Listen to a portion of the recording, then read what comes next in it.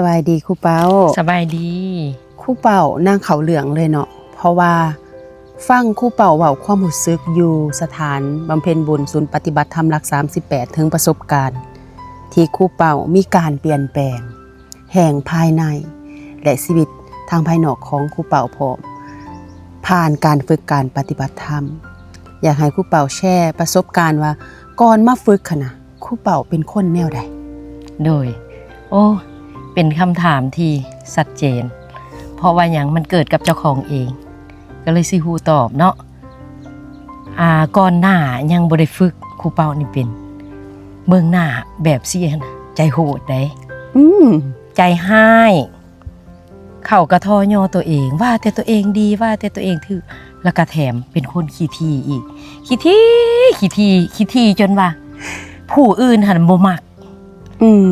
ตัวอย่างว่าเนาะคันไปน้ำมูนี่นะไปซุ่มไปแซวน้ำมูอยากกินแต่ของมูคันแมนบอกมูว่าตัวเองบ่มีเงินมูเข้าใจตัวเองสุดยอดดีขนาดดีใจว่ามูให้เห็นว่าตัวเองบ่มีเงินดีใจหลายสุดท้ายมาความขี้ทีแบบนั้นนะซอยครูเปาบ่ได้แล้วก็ฮู้แต่ตัวเองถูกบ่ฮู้ความผิดของตัวเองว่าแต่ตัวเองดีตลอดทุกอย่างตัวเองเฮ็ดดีๆเบิดแล้วก็เว้าติศีลนินทาคนอื่นเก่งๆแต่ว่าคนอื่นสิเว้าให้บ่มักใดเพิ่นนำจำเฮือนโลใดเพิ่นบ่มักสุดท้ายมาความขี้ทีของขาน้อยบ่เฮ็ดให้ขาน้อยเจริญหยังจักอย่างแต่ว่าขาน้อยมีเงินได้ขี้ทีนะเงินเด้อสุดท้ายมาเงินที่ขาน้อยหิบโฮมจากความขี้ทีขาน้อย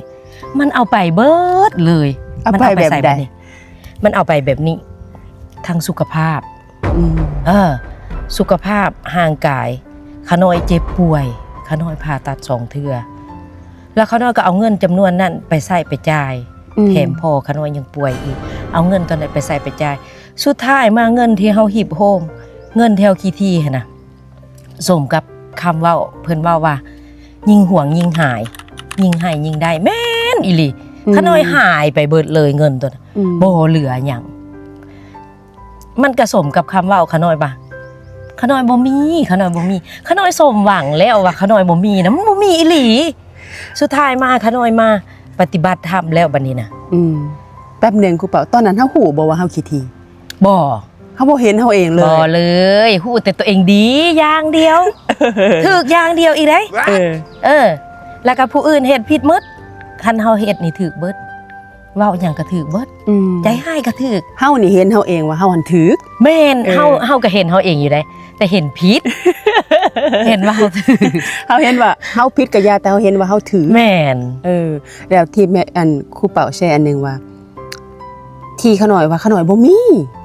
ข่อยนี่บ่มีไปไสข่อยก็ว่าข่อยบ่มีแม่นข่อยมีก็อย่าข่อยเว้าว่าข่อยบ่มีเวลาหมู่บอกว่าหมู่เข้าใจว่าข่อยบ่มีข่อยดีใจข่อยจึงบ่ได้จ่ายแม่นแล้วมันเฮ็ดให้ชีวิตครูเปาหั่นสมกับคำเว้าของครูเปาขาน้อยเคยเรียนอันนึงเคยศึกษามาว่าสิ่งที่เฮาเว้าออกไปนะแม่มันมีพลังงานมันมีพลังงานออกไปแม่นสิ่งที่เฮาเว้ามันเป็นคือเฮาส่งเจตนาหรือส่งพลังงานนั้นออกไปแล้วสิ่งที่เฮาเว้าน่ะบ่วันใดวันหนึ่งบ่ทางใดทางหนึ่งมันสิเกิดกับชีวิตเฮานั่นแหละการเว้าแต่สิ่งดีมันจึงเป็นสิ่งที่ดีมันเป็นเหตุที่ดีการเว้าบ่ดีน่ะมันเป็นเหตุบ่ดีกลับมาใส่เฮาเว้าบ่ดีคนอื่นก็ตามแต่ว่ามันออกจากเฮาแม่มันก็ต้องกลับมาหาเฮาเองย่านแม่นเอาว่านี่หลังจากปฏิบัติธรรมเป็นจังได๋หลังจากแบบนั้นเป็นหยังขาน้อยจึงเอาออกได้แต่ว่าเอาออกยากบ่ยากเด้อถ้าผู้ใดยังมีก็เอาออกได้เบิ่งขาน้อยเป็นตัวอย่างขาน้อยมาปฏิบัติธรรมอยู่หลัก38แล้วได้ยินคำสอนของแม่พระคำสอนพ่อครูแม่ครูเว้าแล้วมายึงใส่ตัวเองมาแมทใส่ตัวเองตายมันถือขาน้อยหมดตัวนี่น่ะต้องมีความเมตตาต้องเสียสละทั้งเสียสละเงินค่ำเวลาเหือแห้งทุกอย่างขาน้อยบ่มีเลยตัวนี้หลังจากนั้นขาน้อยกลับคืนเมื่อขาน้อยเอาคำเว้าตัวนี้มาใจออกโอ้ยขาน้อยบ่เป็นแล้วแบบนี้ขาน้อยสิลองเบิ่งขาน้อยสิลองแบ่งปันเบิ่งมีน้อยก็แบ่งน้อยมีหลายก็แบ่งหลายเริ่มแบ่งได้บัดนี้สุขใจนะมันมีความสุขมาแบบใดก็บ่ฮู้มันง่ายบ่เพราะว่าเฮานิสัยเฮา าบ่อยากแบ่งปันเฮาหยานหมดมันง่ายบ่ทำอิฐเวลาเฮาลองเฮ็ด ตอนทำอิฐวะ อืม เฮาต้องข่มใจเฮ็ดเพราะว่าหยังสิ่งดีๆเฮาต้องข่มใจเฮาเฮ็ด อืม เพราะว่าสิ่งบ่ดีเฮาก็ยังข่มใจเฮาเฮ็ดได้เด้และสิ่งดีๆเป็นหยังเฮาบ่ข่มใจเฮ็ด อืม กูเป้าคิดจังซี่นะ อืม เป็นหยังบ่ข่มใจเฮ็ดลองข่มใจเฮ็ดเบิ่งดู